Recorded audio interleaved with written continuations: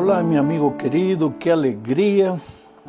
No tenemos palabras realmente para agradecer a Dios por el don de la vida. A veces la vida no está corriendo como quisiéramos que fuese, pero solo el hecho de estar vivo, respirar, tener salud es motivo de gratitud. Y aun cuando estemos enfermos o pasando por un momento difícil, hay que alabar a Dios. La alabanza a Dios es el primer paso en la recuperación de cualquier problema. Bueno, vamos a la lección número 10 para el 8 de junio del año 2024. Pero antes voy a responder una pregunta de una persona que no conozco. Él escribió diciendo que él no es miembro de ninguna iglesia, no es evangélico. Sin embargo, escucha mis programas por la radio y ve los comentarios por la televisión. Y él es una persona sincera. Digo sincera por la pregunta que hizo. Dice, pastor, mi problema es mi carácter. Yo no quiero ser como soy. Yo quiero cambiar de carácter, pero no puedo. Bueno, mi amigo querido, has dado ya el primer paso. Reconocer que necesitas cambiar. Triste es cuando una persona dice, pues yo soy así como soy y nadie me cambia. Bueno, ahí no hay solución. Pero cuando tú reconoces que necesitas cambiar de carácter, ya diste el primer paso. Y seguramente lo haces porque en la familia el carácter te está creando problemas, o tal vez en el trabajo, en la vida profesional, no sé. Pero te digo una cosa, un día Juan, el apóstol Juan, llegó al Señor Jesucristo con un carácter deformado, horrible. Imagínate cómo era el carácter de este hombre para que le llamaran el hijo del trueno. Era terrible. Sin embargo, aprendió a convivir con Jesús. Y en esa convivencia con Jesús, el carácter de Jesucristo se reflejó en el de Juan. Y cuando llegó a la edad avanzada, Juan ya no era llamado el hijo del trueno, sino el discípulo del amor. Ahora tú me vas a decir, pastor, bueno, Juan convivió con Jesús, pero yo ¿cómo puedo convivir con él? Pues de tres maneras. Cuando tú oras a Dios, cuando le abres tu corazón a Dios, en tu cama, en tu casa, en el trabajo, mientras diriges tu automóvil, abres el corazón a Jesús y le dices, Señor, mira, yo quisiera ser como tú, yo no quiero ser como soy. Este carácter me ha creado problemas, me ha traído tanta dificultad. Entonces, cuando tú hablas a Dios a través de la oración, estás conviviendo con Él. Cuando todos los días abres la Biblia, lees un versículo, reflexionas, estás conviviendo con Jesús. Y si insistes en hacer eso, ten la seguridad que, aunque tú no te des cuenta, los otros se van a dar cuenta que tu carácter está cambiando. No te desesperes. El cambio de carácter no es una obra humana. No es por causa de tu disciplina propia o tu fuerza de voluntad. Es una obra divina, pero para eso tienes que aprender a convivir con el Señor Jesús. Bueno, vamos al título de la lección de esta semana. Es el espiritismo desenmascarado. Y el propósito del estudio de esta semana es mostrar que uno de los más grandes engaños del enemigo en los últimos tiempos será hacer pensar a las personas que cuando el hombre muere, pues el espíritu sale vagando por ahí, porque la Biblia enseña todo lo contrario. La Biblia enseña que no existe un alma incorpórea, consciente. No existe lo que llamamos espíritu de los muertos. Cuando el hombre muere, su cuerpo vuelve al polvo de donde fue hecho. El soplo de vida vuelve a Dios que lo dio y ya no existe espíritu. Pero uno de los engaños terribles de los últimos días del enemigo será justamente hacer creer a las personas que cuando el hombre muere, su espíritu sale y sigue viviendo. Vamos a la primera parte del estudio, las consecuencias mortales del espiritismo.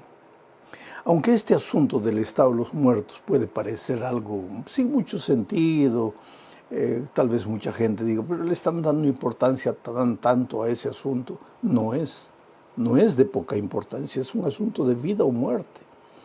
¿Por qué? Porque cuando el enemigo se levantó contra Dios y fue derrotado ahí en el cielo, Él vino a la tierra.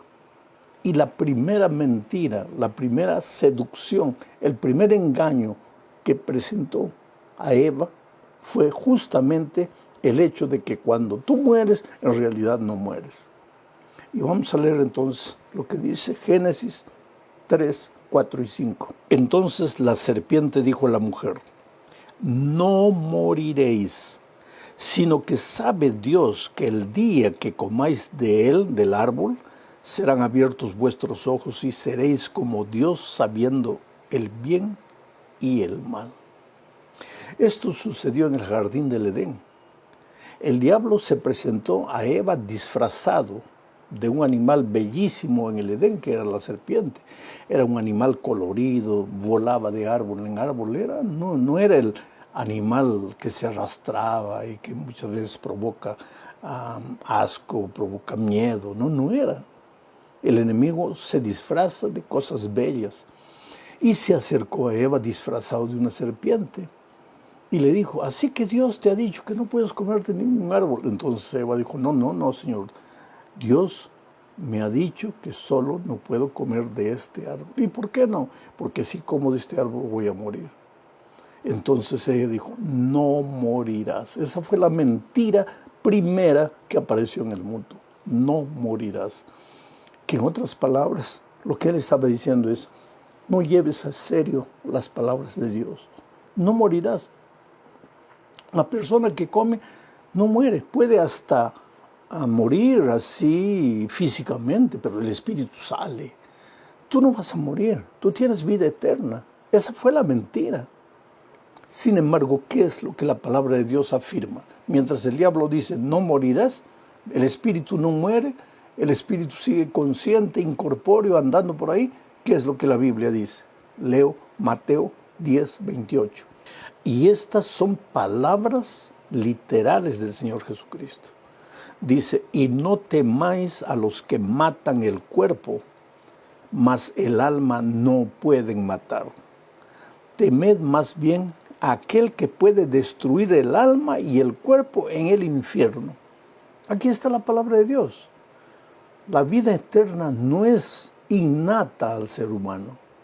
El ser humano no tiene vida eterna. No es que muere y sale y después se desencarna y se encarna en otra vida o que está vagando en forma de espíritu pensante. No.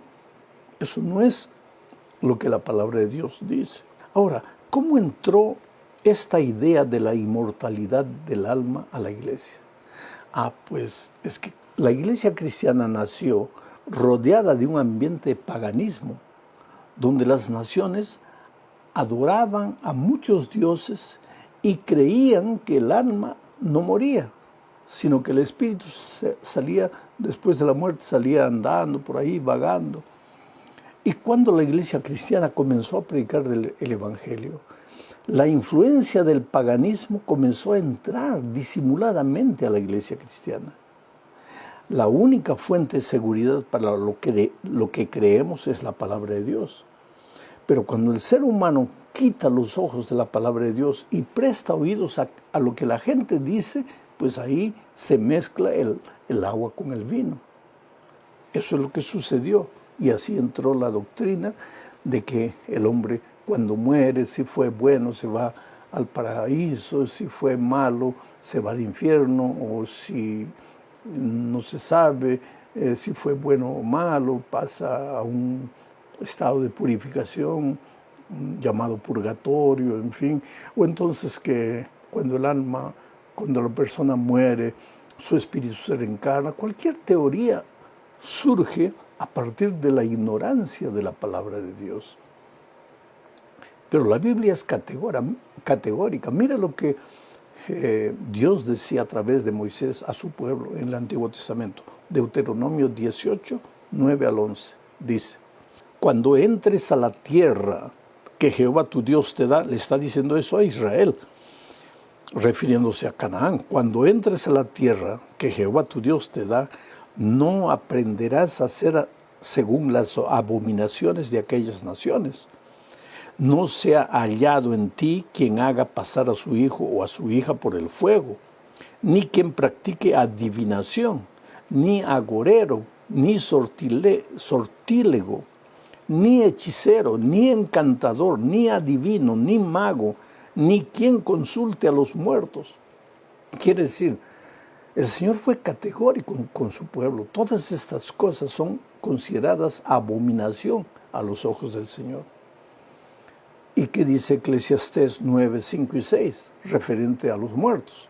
Dice, porque los que viven saben que han de morir, pero los muertos nada saben ni tienen más paga, porque su memoria es puesta en olvido. También su amor y su odio y su envidia fenecieron ya, y nunca más tendrán parte en todo lo que se hace debajo del sol. La Biblia es categórica. Cuando el hombre muere, ya no sabe más nada. Tú puedes llevar una flor al cementerio a tu padre vivo, pero no quiere decir que tu padre se va a alegrar por eso, porque tu padre ya no existe. El día que él murió, su cuerpo fue enterrado y con el tiempo se transformó en polvo. Y el día que murió, el soplo de vida volvió a Dios y estará ahí hasta la segunda venida de Cristo, porque cuando Cristo venga, Él resucitará. Entonces, ¿debo llevar flores al cementerio? Claro que sí, pero eso te hace bien a ti. No le hace bien a tu papá, porque tú sí eres consciente de las cosas. Tu padre no, tu padre ya está inconsciente. Vamos a la segunda parte del estudio bajo el subtítulo de la muerte en el Antiguo Testamento. ¿Qué se pensaba en el Antiguo Testamento acerca de la muerte? Mira lo que dice Salmos 6, 5. Porque en la muerte no hay memoria de ti. En el Seol, o sea, en el sepulcro, ¿quién te alabará? El salmista David es contundente. En la muerte ya no hay memoria de nada. Ya no te recuerdas, ya no sientes, ya no piensas. Acabó. La muerte es el punto final. ¿Y qué dice Job 14, 10 al 12? Leo. Mas el hombre morirá y será cortado. Perecerá el hombre. ¿Y dónde estará él? Como las aguas se van del mar y el río se agota y se seca, así el hombre yace y no vuelve a levantarse. Hasta que no haya cielo, no despertarán, ni se levantarán de su sueño. Aquí, en este texto y en muchos otros, la Biblia llama a la muerte de sueño. Cuando tú mueres, de acuerdo con la palabra de Dios, tú duermes. ¿Hasta cuándo? Hasta que Cristo venga en las nubes de los cielos. Entonces sí, si has muerto en Cristo, resucitarás para ir con el Señor Jesús para siempre. La inmortalidad solo le pertenece a Dios. Él nos la puede dar y nos la dará por ocasión de su segunda venida. Pero hasta ahí todos moriremos y cuando morimos pasamos a la inconsciencia completa. Ya no existe espíritus de muertos andando en el aire. Tercera parte del estudio, la muerte en el Nuevo Testamento. ¿Qué es lo que el Nuevo Testamento habla de la muerte? Mira lo que dice Juan 11, 11 al 14. Este es un incidente de la resurrección de Lázaro. Leo. Te voy a hablar un poco del contexto. Lázaro había muerto, las hermanas de Lázaro mandaron a avisar a Jesús que su amigo Lázaro había muerto. Y Jesús todavía se quedó unos días sin atender el pedido de Marta y de María. Ahora, después de unos días, viene el texto que digo. Dicho esto, les dijo después a sus discípulos, nuestro amigo Lázaro duerme, mas voy a despertarle. Dijeron entonces sus discípulos, Señor, si duerme, sanará. Pero Jesús decía esto de la muerte de Lázaro. Y ellos pensaron que hablaba del reposar del sueño. Entonces Jesús les dijo claramente, Lázaro ha muerto. Quiere decir, Lázaro ha muerto, pero está durmiendo. ¿Qué? Está durmiendo, pero está muerto. Porque para los cristianos la muerte es un sueño. Es por eso que yo siempre digo, cuando llegue la hora de morir, no tienes que desesperarte, angustiarte. Esta semana hablé con una señora que tiene 2 hijos ya grandes, adultos, un esposo bueno. Ella fue mi secretaria hace muchos años, cuando yo trabajaba en San Pablo, una señora eficiente en su trabajo, pero está literalmente condenada a morir. Y ella llamó a mi esposa me pasó la llamada, una serenidad en su rostro. Me dice, pastor, solo quiero que usted ore para que Dios me haga dormir en paz, porque yo sé que cuando Cristo vuelva voy a resucitar. ¡Qué esperanza! Y es que la Biblia dice que la muerte física en esta tierra, esa es solamente un sueño. Leo primera a los Corintios 15, 51 al 54. Mira, he aquí os digo un misterio. No todos dormiremos, pero todos seremos transformados. En un momento, en un abrir y cerrar de ojos, a la final trompeta, porque se tocará la trompeta y los muertos serán resucitados incorruptibles y nosotros seremos transformados, porque es necesario que esto corruptible se vista de incorrupción y esto mortal se vista de inmortalidad. Y cuando esto corruptible se haya vestido de incorrupción y esto mortal se haya vestido de inmortalidad, entonces se cumplirá la palabra que está escrita: sorbida es la muerte en victoria. Claro, cuando Cristo venga y la trompeta suene, todos los que han muerto en Cristo resucitarán para encontrarse con Jesús. Digo, todos los que han muerto en Cristo. Ahora, si tú no has aceptado a Jesús, si tú no has vivido una vida de comunión con Cristo, entonces sí, la muerte pues es el fin de todo para ti. Y de acuerdo con Apocalipsis, tú resucitarás, pero resucitarás para volver a morir. No queremos eso para nosotros. Por eso es que Jesús tiene que ser el centro de nuestra experiencia. Leo más. Primera a los Tesalonicenses 4, 15 al 17. Estamos viendo lo que el Nuevo Testamento habla de la muerte. Dice, por lo cual os decimos que esto en palabra del Señor, que nosotros que vivimos, que habremos quedado hasta la venida del Señor, no precederemos a los que durmieron. Porque el Señor mismo, con voz de mando, con voz de arcángel y con trompeta de Dios, descenderá del cielo y los muertos en Cristo resucitarán primero. Luego nosotros, los que vivimos, los que hayamos quedado, seremos arrebatados juntamente con ellos. ¿Qué ellos? Los muertos resucitados en las nubes para recibir al Señor en el aire y así estaremos siempre con el Señor. ¡Qué promesa maravillosa! Vamos a la cuarta parte, el espiritismo en los últimos días, la primera parte. Vamos a leer Apocalipsis 16, 13 y 14. ¿Qué dice? Y vi salir de la boca del dragón y de la boca de la bestia y de la boca del falso profeta 3 espíritus inmundos a manera de ranas, pues son espíritus de demonios que hacen señales y van a los reyes de la tierra en todo el mundo para reunirlos a la batalla de aquel gran día del Dios Todopoderoso. Te explico un poco. Tenemos un gran conflicto. No vemos con nuestros ojos, pero el conflicto está ahí. De un lado, Jesucristo llamando a sus hijos. De otro lado, el enemigo de Jesús llamando también a los seres humanos para Él. Estos, los hijos de Dios, reciben la señal de Jesucristo el sábado. Y estos reciben la señal que no es del Señor Jesucristo. Uno de los instrumentos que el enemigo usa para arrastrar a su gente aquí es el espiritismo. Hacer creer a las personas que cuando el hombre muere, no muere, sino que su espíritu consciente sale andando por ahí. Y la Biblia dice que en los últimos días el espiritismo hará milagros, cosas asombrosas, cosas que nunca has visto ni has imaginado ver.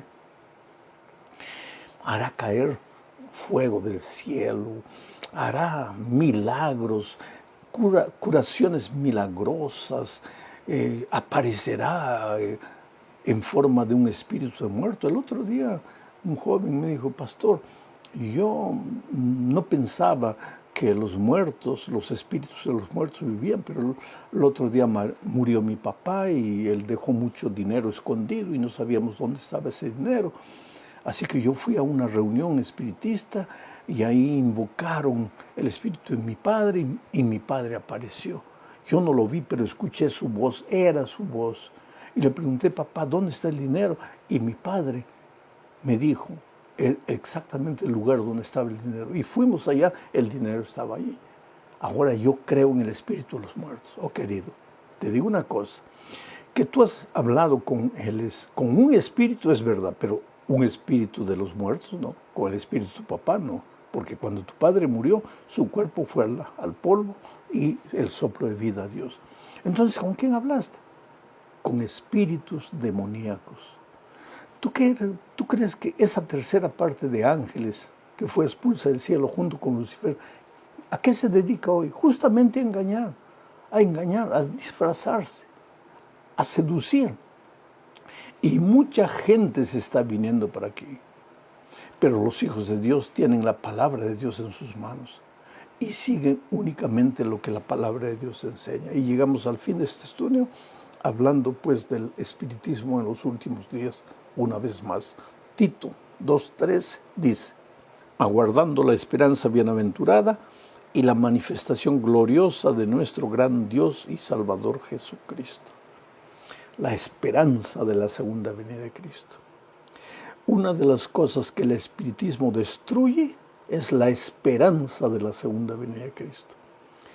Porque si el alma no muere, si el espíritu sale vagando inconsciente o puede reencarnarse y reencarnarse una y otra vez, entonces ¿para qué necesitas que Cristo vuelva? Pero para nosotros la esperanza de la vida eterna radica en el Señor Jesucristo, que nos dará vida eterna cuando vuelva por segunda vez. Por eso Tito dice que debemos aguardar la esperanza de la segunda venida de Cristo. No te dejes engañar, no te dejes seducir.